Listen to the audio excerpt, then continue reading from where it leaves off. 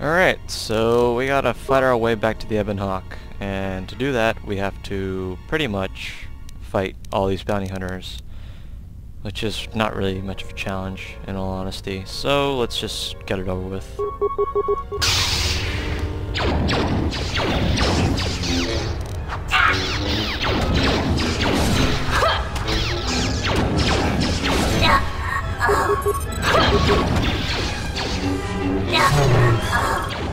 What in the world's Mira?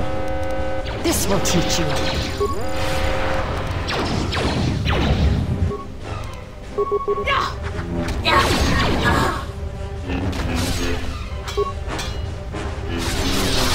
This will teach you. That was easy. Let's see if there were any drops along the way. There's probably at least one somewhere. And here I am thinking Mira actually took care of these two. I guess I was wrong.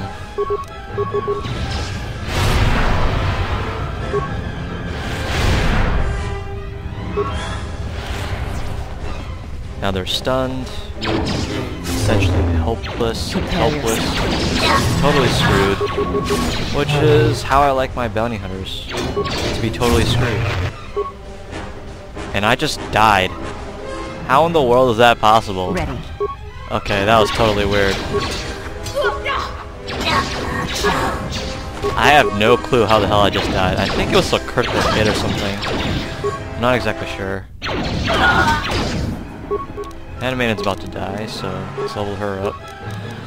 She's a melee fighter, of course, as you guys know perfectly well, so strength is the obvious choice. Feats. She has a lot of feats to get. I think we'll just give her... We'll actually work on the critical strike feats, since I don't want to really give her dueling, since she's already got Master 2 in fighting. Absolutely no point to give her dueling. So we'll just work on critical strike. She can level up even more, but she won't need to right now. Yet. Man, my party has such a hard time battling these people when my main character isn't there. It's kind of crappy. Chinese Strike 3.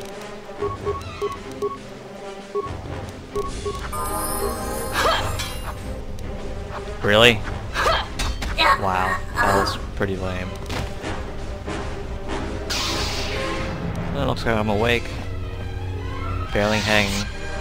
Alright, I'm just gonna cut off here for a little while, a few seconds or so I can recover my main character, so I'll be right back. Hey guys, I'm back, so let's keep moving. Oh look, we have to fight these bitches again. So now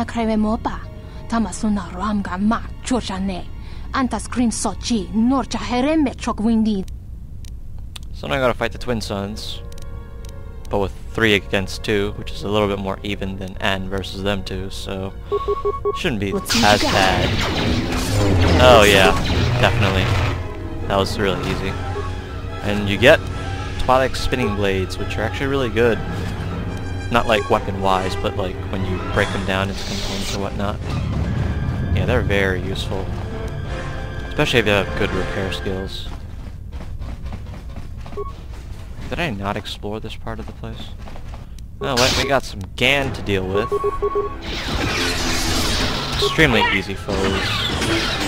We owned them in the Projectile, but I forgot. Where's Mira? And nowhere to be seen. Oh well. Can't do anything about that, unfortunately.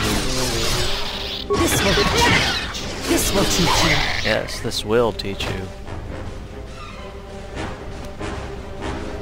Yes? Let's move out. Yeah, let's move out. Why are you, like, so behind? Wow. Okay, that is really weird. Okay, GAN Findsman. I wanted to get that plasteel cylinder, but I don't even know where it is.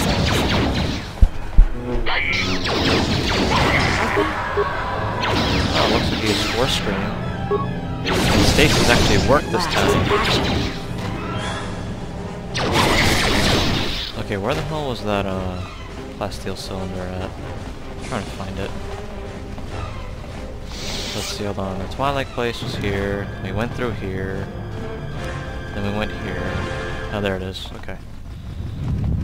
So let's have Mira open it with her superb security skills. Easy. Yeah, easy. Explosive rocket. I think I'm gonna use that. But we go back to the main character. The exile.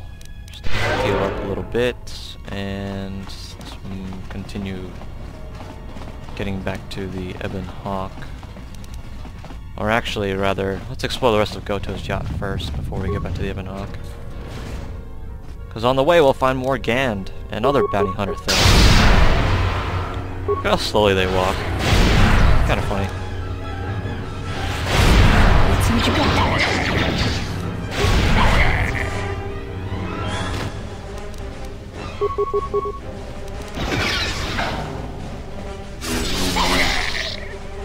Okay.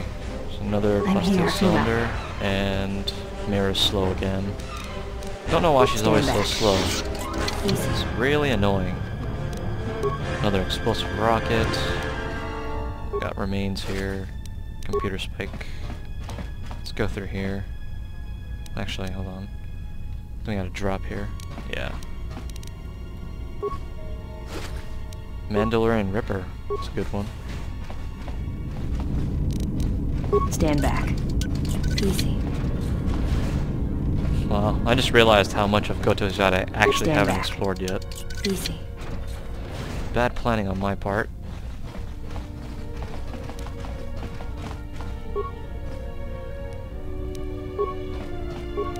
I got a couple of plasteel cylinders here. Some good stuff, I guess. I mean, it's free, so can't really complain, I guess. Why isn't she using security? Wow. Stand back. Obsidian and the bugs in this game. Very, very pitiful. Alright, let's just keep on moving then.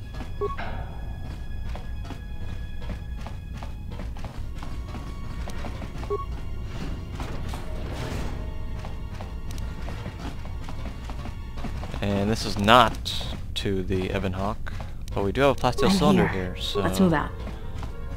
Let's open it. Stand back. Easy. Another explosive rocket. There's a ton of these things on here. Alright, so let's check the map. I think we've explored most of Goto's yacht, or perhaps all of it. So all we gotta do now is just go here. Ebon Hawk. So let's get there. Oh, actually no, we still got one door to go through. This is probably just that place with the force fields and stuff. I don't think there's really much to look at, so let's just speed this up a bit. I think we could just get like one program or something from like a utility droid right there. And we get the program reset, which is not really all that useful since we kind of finished Goto's yacht, or like the main part of it anyways. I do not think there's anything in any of these, but we'll just go in them anyways. And now we're out of here.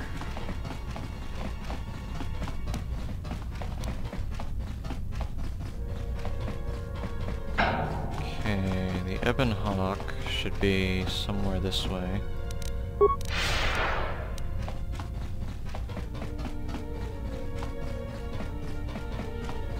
Oh look, we got more Gand. Is that a surprise? I really don't think so. Ooh, look at everyone just like fall back.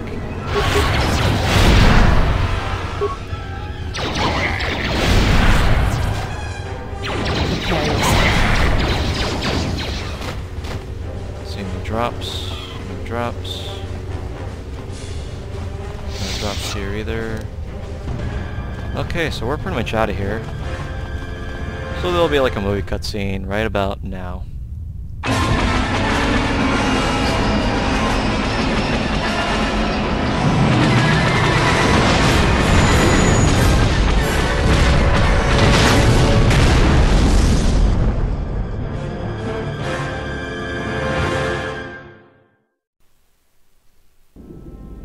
I can't believe we just blew up Goto's yacht. That's gonna destabilize crime throughout this whole sector. Yeah, well, you'll understand if I hold back the tears. You don't understand. Crime in the YouTube system, it's like the economy. Plus the power vacuum. Even if Voga gets up and running again, the system is gonna be feeling the effects for years to come. Yeah, well, at least we didn't find that Jedi Master with the weird name. Says Kyle? Well, that's not true. I already found him. Actually, he found me first. He hired me to watch out for you, keep Goto off your back until he could meet with you. We'll need to head back to Nar Shaddaa, to that safe house off the docks. I said I'd meet up with him there if we ran into any trouble.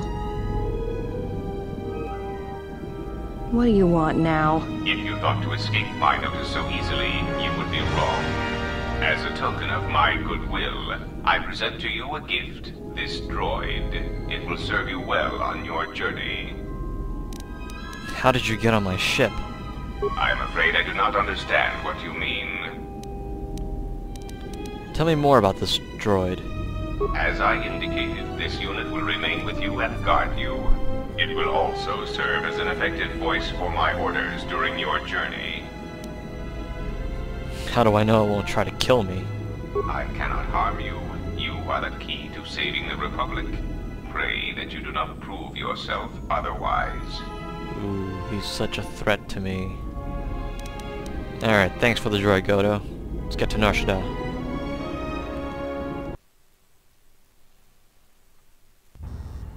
So, you have returned from exile. Kavar thought you might, if only to wander your old battlegrounds. But I did not think you would come to Nar Shaddaa. Still, you were always a difficult one to read, both when you were tied to the Force, and even more when it was lost to you. Why did Kavar think I would return from exile? I do not know. It was a sense he had, and he had served in war, as you had. Perhaps he thought he understood you, or maybe he simply hoped he did. He felt you were the key to understanding the threat we face. The others were not so certain, but so many of them are gone now, as you no doubt know. Why me? He sensed some connection between you and many of the worlds touched by war. He thought by traveling to such places, he could achieve understanding. I have questions I want answered. No doubt. I think the answers will provide us both with some measure of peace. I have kept secrets for far too long. Where are all the Jedi? They have scattered, but there is purpose in their movements. It is both to hunt and draw out our enemies. Somehow, we, are being targeted through the Force, and when Jedi gather, we are vulnerable. So we have chosen places where it is difficult to sense others through the Force, whether on planets dense with life, or touched by war. In such places, we may conceal ourselves, gather information, without presenting ourselves as targets. It was part of Kavar's plan. Plan? Yes, he felt if our enemy cannot detect us, then perhaps they would believe themselves victorious and show themselves. And we knew that the war would be lost if we continued to act as we had. I do not know where they wander now. There are few of us, though. Too few. And I have not heard from them in some time. Atris is on Telos. Atris? But I had thought she had gone to KOTOR with the others. You sound surprised. Yes, she holds the last of the Jedi teachings. It is good she survived. I had other questions. What I can tell you, I will. What happened to them? It is a long story, but there is no harm in you knowing. And someone should know. Only a handful of us remained after the Jedi Civil War, barely 100 in number. Then, even that 100 began to vanish, in places where the Force seemed blind. The only pattern we determined is that when Jedi gathered, they were seen no more. At the last Jedi conclave on the Miraluka world of KOTOR, the entire planet was wiped out, an entire race destroyed, because the Jedi chose to gather there. It was only then that we realized we were facing something far more powerful than we knew how to fight. Why did you hide? We could not allow the fact that when we gathered, we placed everything around us at risk. A Jedi's life is sacrifice, but we cannot allow our presence or actions to endanger others. And we cannot fight an enemy that will not reveal itself. But any Jedi, Anyone who was strong in the Force who attempted to track down such a threat vanished without a trace. Tell me about this threat. I know little about it. I know more of the absence it leaves behind than its face. Whatever this threat was, it was targeting us and everything around us. Yet it was somehow weak enough that it was afraid to confront us openly. If it believed us defeated, then perhaps it would finally show itself. It was a faint hope, but it was the best we had. It was Kavar's plan. He was always the greatest tactician among us, and had seen war more than the rest of us. I had other questions. Very well. I need to know why you cast me out of the Order. We told you it was because you followed Revan to war, but you ask because you are not certain of that answer, nor were we. The day we cast you out, that is the moment I decided to leave the Order, because I do not believe we truly faced the reasons you were exiled, and if we do not examine such truths, then we are already lost. I think it was because we were afraid. It is a difficult thing to live one's life with the Force. To see a vision of what it would be like to be severed from it, it is more frightening than you know. I had other questions. Very well. Why are you on Nar Shaddaa? I had thought perhaps that here upon the Smuggler's Moon, I might find some evidence of the threat we faced. The bounties on Jedi and their disappearance. I did not believe the two were connected, but there was a chance. And the strong currents of life here on Nar Shaddaa make perceiving a Force user difficult. I could use it to cloak my movements and watch without being discovered. Very well. Why did you cut me off from the Force? Is that what you think? We did no such thing, but it is a technique that has been used as punishment in the past, yes. It is a rare sentence, and to my knowledge it has only been done once, at a moment where a Jedi discipline has failed. What caused your loss, I fear, was different. I am not certain I understand it. We did not understand it fully then, and only recently do I feel we may have become enlightened. The other masters may have more knowledge of this, but I do not, and I do not know if they even live. Does it matter? It seems your power has returned. Perhaps the loss was not a loss at all. Very well. At the end of my trial, you and the other masters said something that had happened to me. What was it? Ah, so the records of your trial were found. Good. Sometimes I think this galaxy would be a better place if there were less Jedi secrets. But I have no answer for you, as much as I would like to give one. We vowed never to speak of it. And although I would not keep promises to Jedi, I keep promises I make to others. And Kavar was a friend. If we were gathered as one, then the promise might be revoked. Until then, I can say nothing. Very well. Do you know anything of Force bonds and how to end them? Yes, such bonds are a connection that can be formed at moments of crisis, or in the slow understanding that grows between master and apprentice. It is most common between two beings who are sensitive to the Force. It allows the transmission of feelings, of influence. It was something you were gifted with, as I recall, before your fall. You formed such attachments easier than most, even to those who could feel the Force only faintly. Even Vrook could not ignore it, which is saying something. Is there any way to remove such a bond? I do not know. A bond between two living beings is not something easily broken. It is not a choice. It is like breaking a feeling, like turning away from the Force. To break a bond, your feelings would have to change, or one of you would have to die. But even then, the bond wouldn't go away. It would simply be empty, a wound. Very well. I think that's everything that we have to ask him. So we'll just ask him a random question again, just so we could end the conversation. Yes, it was even... Let's actually try this one first. I've developed a bond with another, one that is lethal to us both. That is most unusual and unnatural. I have never heard of a bond of such strength. How would I end it? There were a few within the Order who knew more than I did of such bonds, but their students were few, lost in the Mandalorian Wars. It was rumored that Revan studied such bonding deeply, both through the Jedi histories and with certain teachers, before he left the Order and went to war. How would I end such a bond? I do not know. A bond between to break a bond. That is all I wish to know. What happens now? Now I must take up the role I was ready to cast aside. This threat has finally revealed itself, and we Jedi will need to stand together. I did not speak fully of what I have felt. Staying on Nar Shaddaa, it is an exile of sorts, one that I have chosen. I, too, lost a Padawan on Malachor, not to the battle, but to the alternative, to the teachings that Revan brought from the unknown regions. And I was not the only Jedi Master to watch a student turn on them.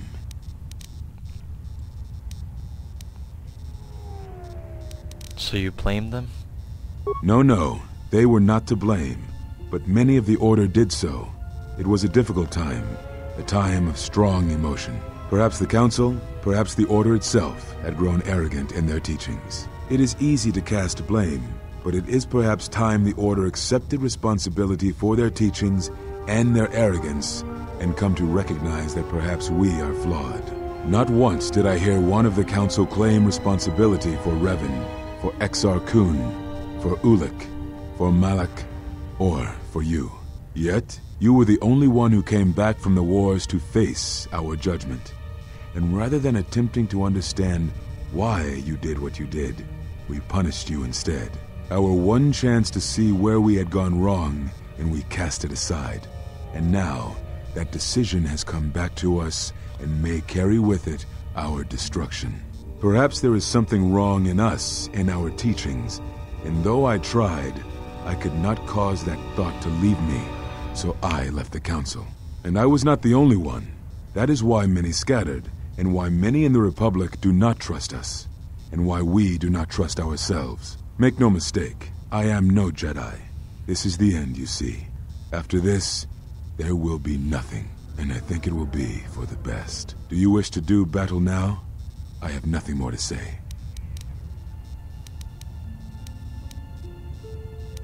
But Revan redeemed himself. Certainly that must give you some hope. It provides no comfort at all, for reasons in which I still must keep secret. Suffice to say, redemption was not Revan's choice, and I have never believed those of the Council who attempt to console themselves otherwise for the crime they committed. Is there anything you can teach me? But we have spoken enough, I think, and words, I think, dull us both. Let us speak through the Force, through sparring. This form you may have already seen much of during the Mandalorian Wars, but it is fitting to speak using elements of the past, I think. Ataru is the name given to the movements of this form. Though it is aggressive, it is focused, and its best use is in combat against a single opponent. This form is somewhat less useful in deflecting blaster shots. Use it when dealing with opponents in close combat, not against a battalion firing heavy blasters at you. Perhaps exile has been good to you indeed. It has certainly not dulled your instincts, nor the speed at which you learn.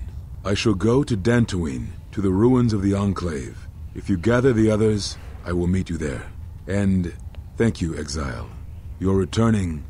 It is good that you are back among us.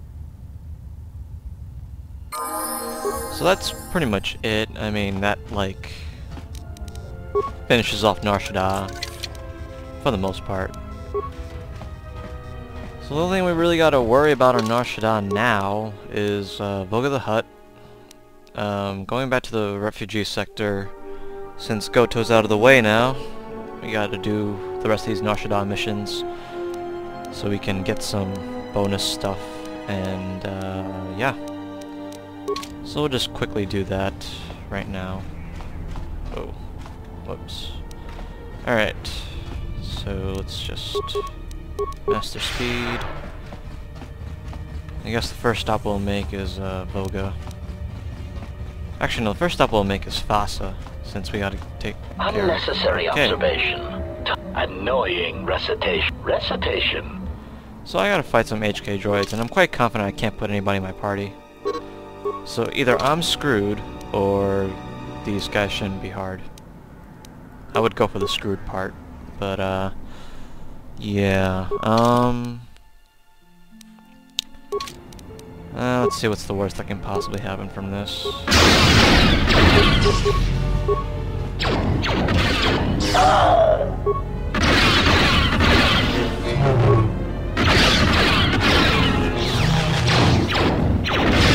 Okay, gotta level up.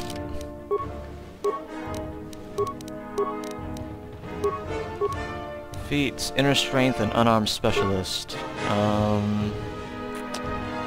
Let's go for... we'll go for dueling. Force powers, we'll do Force Storm actually. I think I need that more right now. Let's enable a shield again, and then we'll Force Storm the crap out of these guys. Optimal accuracy rate. Okay, that was not... I did not expect that. Issue achieved. That was so not fair. Failing master. But now you're screwed, because Force Storm is Failing master. gonna kill you. Systems failing master. That was too close for comfort, I must admit. But I think we just got the last HK part. Maybe, I'm not sure.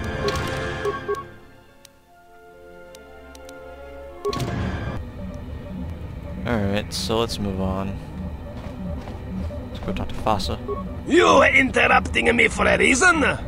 I have a lot of work to do, to manage here, right? So, what is it? Could you help transport a family to Telos? What?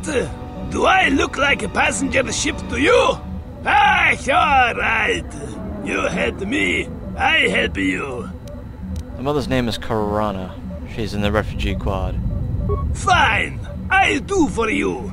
But don't ask of Fasa again. What else? And I'm gonna ask you again. Do you have any need for pilots? Now that freighters can depart safely, I can use a good pilot. The refugee Otis will work for you for sponsorship. Fasa can do this. Good. I'll send someone for him. Wow, so he has no complaints towards that. Which is kind of funny. So let's just get a party in here, just in case, because I don't want to have to go through that again alone. It wasn't fun at all. Just saying. Alright, so let's go ahead and get to Vaga and talk to him. Please wake him for me. Can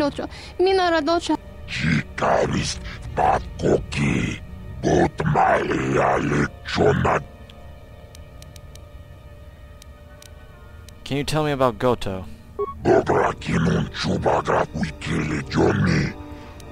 What has Goto done to you?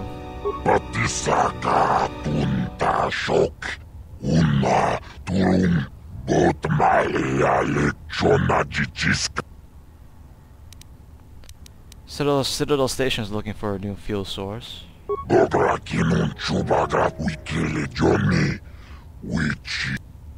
If I can take care of Goto, will you agree to ship fuel to Citadel Station?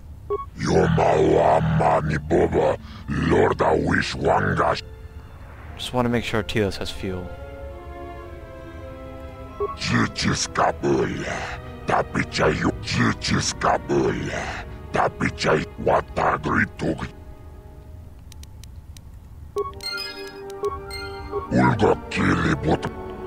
I do not have Goto here, but rest assured, he will trouble you no longer.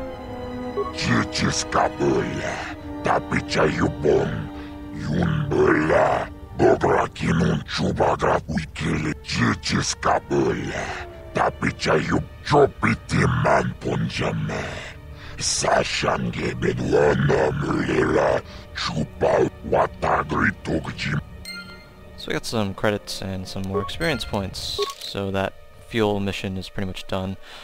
So we're probably just going to make a little trip back to Telos to tell Lieutenant Gren about that new Jedi, not new Jedi, new fuel source. And yeah, that's pretty much it for Nar Shaddaa. So we're going to be going to another planet next video. As to what planet that is, I am not really too sure. Just wait until the next video to find out. So until then, I'll see you guys later.